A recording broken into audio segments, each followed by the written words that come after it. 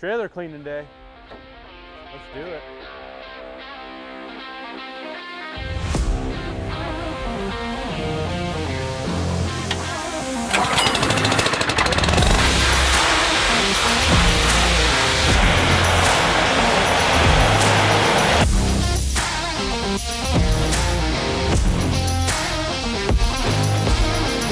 Floor scrubber.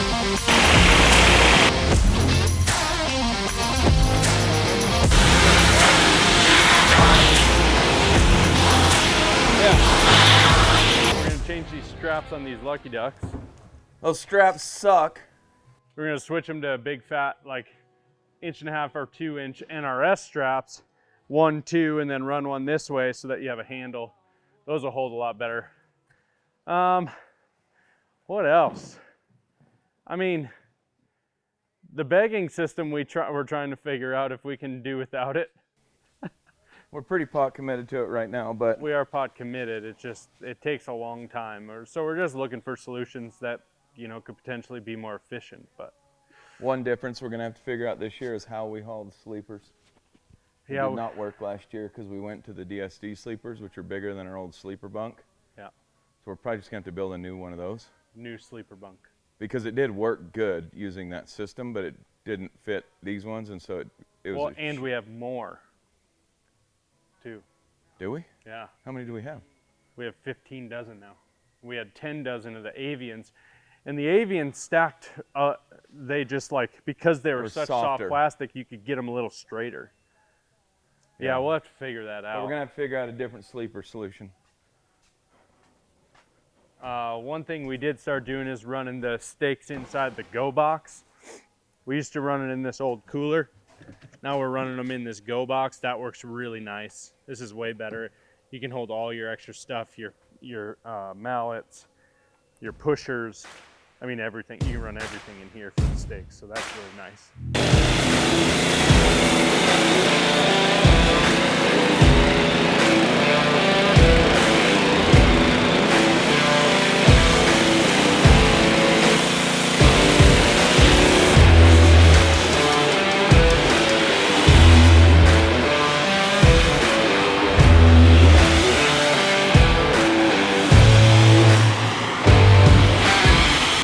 We're just putting a few L-bracket braces under these shelves. So, you know, we've been running this trailer for like 5 years now. And this plywood's just getting warped from all the weight and all the snow and all the water, all the things. And so they're just getting a little bit beat up. So we're just gonna put in this one too. Just put some L-brackets underneath them just to hold them up. Get us by for another season or two. So we just wrapped up cleaning the trailer. Now it's time to load everything back in. I was gonna give you a quick tour on kind of how we have this thing set up. So on this wall, we have a big sleeper bunk here. This fits about 10 to 15 dozen sleepers depending on how well your buddies stack them. This is an open space for ducks to hang. So hanging ducks right here, usually 2 to 3 dozen. And then we have 2, and we can fit 3 A-frames right here. Put a big strap around them, ratchet them in. They only come out to about this far. We have all our tools back behind the decoys, and then we're single bagging and hanging all these Dave Honkers. We do that because it saves on wear and tear tremendously. Now they still get a little bit beat up, but it works really well for us. So we can hang 10 dozen in here, all the way across, 4, 4, and 1, and then 1 back here. Right now we have this one with snows, and we don't run them a lot, but it's nice to have them just in case the snows are around. Even if there's only 1 or 2 in the field, it's nice to kind of throw them out there.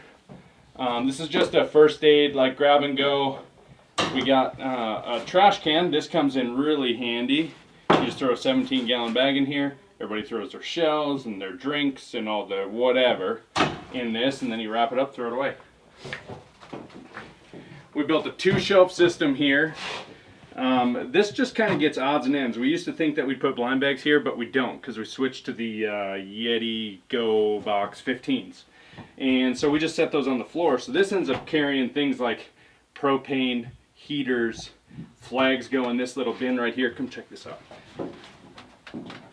One thing we learned about flags is that they get broken going in and coming out of the trailer just as much as they do in the blind.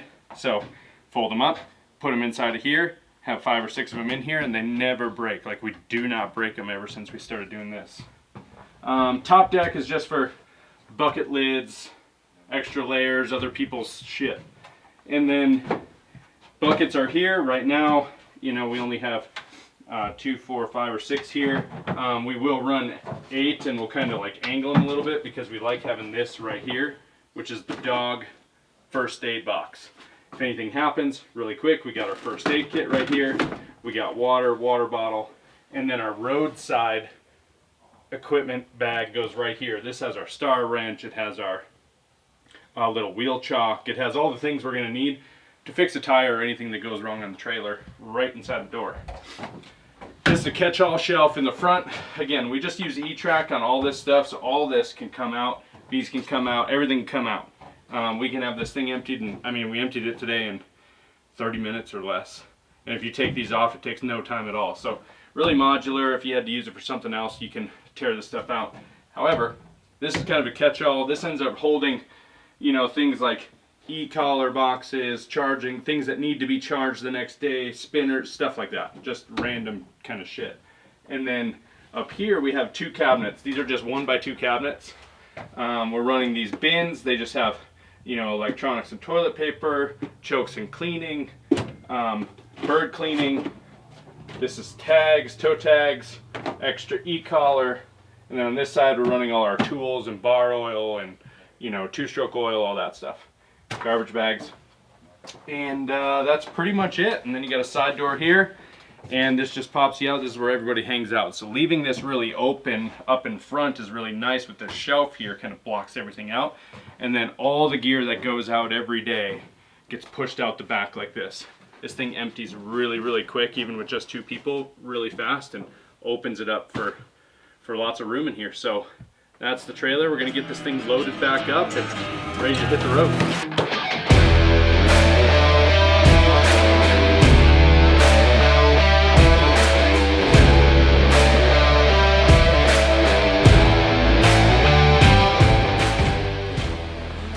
So although the trailer is set up to carry everything, we're not going to be using the stands and sleeper shells and, you know, some of that other late season stuff.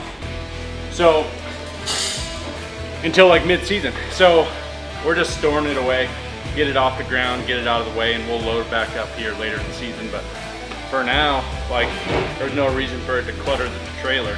Might as well leave it as open as possible. For sure. Yeah.